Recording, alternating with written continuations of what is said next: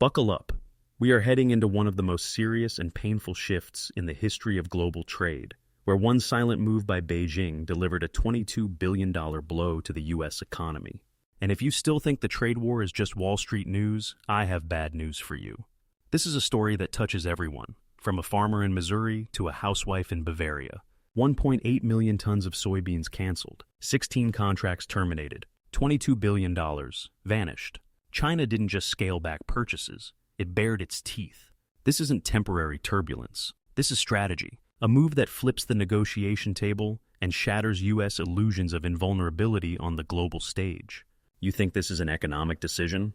No. This is a warning, and it came through loud and clear. We can hit you without using weapons. It's checkmate, with the U.S. losing its queen, the soybean market, central to its agricultural exports. The damage? For Missouri farmers alone, losses could reach $1.1 billion. It's a blow to regions that once formed the backbone of Donald Trump's support. It's a political message disguised as economics. But China didn't stop there. The next step? Reorienting trade flows. The U.S. is no longer the main partner. Brazil enters the game, a country already capturing the lion's share of soybean and grain shipments to China. China is redistributing 13% of global trade flows and rewriting the rules. The U.S. is left on the sidelines while the global supply chain begins to crack. And while American farmers count their losses, consumers are also feeling the impact. Food prices are rising. According to forecasts from the U.S. Department of Agriculture, the increase will reach 6.4% in 2025. This means the average American family will spend $47 more per month on food alone. In an inflationary environment, that's a serious burden. Now let's dig deeper. China is not just turning away from the United States, it is building an alternative financial architecture.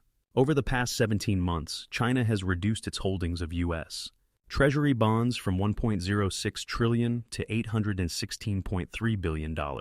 In return, gold. More than 300 tons of gold have been purchased since 2022. The current reserve stands at 2,213 tons. This is not just an investment, it is currency independence. It is preparation for a future where the dollar is no longer king.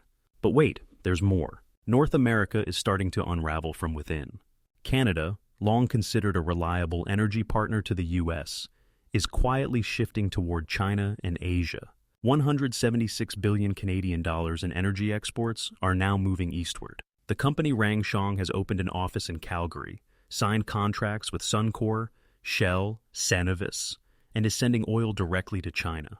Without U.S. involvement, how is this possible? Thanks to the Trans Mountain Expansion Project, 1,200 kilometers of new pipeline, 890,000 barrels per day straight to Pacific ports. This is not just infrastructure, it is a geopolitical weapon. Canada no longer depends on the American supply system.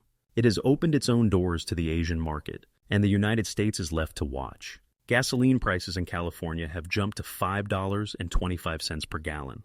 Refineries are operating at only 71% of their capacity.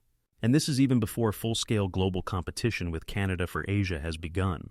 The infrastructure has changed, and the entire strategy has collapsed. What is the U.S. reaction? Panic, hysteria, instability. Markets are shaking, politicians are scrambling, consumers are angry. Meanwhile, Canada signs a contract for 325,000 barrels per day with China and India for a period of 15 years. And all of this, without political strings attached and without the humiliating tariffs typical of U.S. trade relations. And now, the ultimate humiliation for Washington. China has halted LNG imports from the U.S., which previously generated $2.4 billion annually. A new partner was immediately found, Australia, which signed a 15-year contract for 600,000 tons of LNG annually. The reason? Lower prices, more convenient logistics, and calmer geopolitics.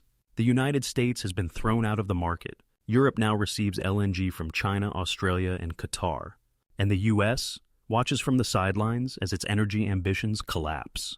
What's more, gas reserves intended for export lie idle, contracts have been torn up, and storage and logistics costs have skyrocketed. And all of this is the result of a tariffs on everything policy. What began as Donald Trump's promise to make America great again through trade barriers has turned into chaos, instability, and the loss of partners. The strongest trade allies have turned away, and the economy is trembling. The question now is different. Is this the end of the era of American dominance in trade, or just the beginning of a new global reshuffling? Your opinion matters. Share it in the comments.